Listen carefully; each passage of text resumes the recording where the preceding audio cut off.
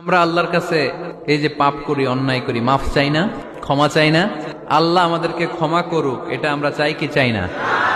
আল্লাহ আমাদেরকে ক্ষমা করুক, এটা আমরা চাই, কিন্তু আমরা আমাদেরকে ক্ষমা করতে পারি না। যদি আল্লাহর কাছে ক্ষমা পেতে চান, তাহলে আগে নিজেরা নিজেদেরকে ক্ষমা করে দেন। আল্লাহ, ভুল করছি, আল্লাহ মাফ করে দাও, ক্ষমা করো। আমি ক্ষমা চাইতেছি, কিন্তু আমি ক্ষমা করি না আরেকজন। তুমি ক্ষমা করো না, তুমি ক্ষমা চাও কোন সাহসে?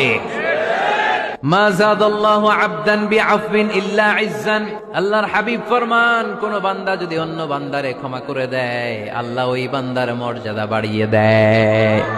ওয়া ইন তা'ফু ওয়া তাসফাহু ওয়া তাগফিরু ফাইন্নাল্লাহা গফুরুর রহিম। তুমি যদি অন্যরে মাফ করে দাও, তুমি যদি অন্যের ভুল ক্ষমা করে দাও, তোমার ভুলগুলো ক্ষমা করে দিবে কে? আল্লাহুম্মা ইন্নাকা আফুউন কারীম। কদরের রাত্রে আমরা পড়ি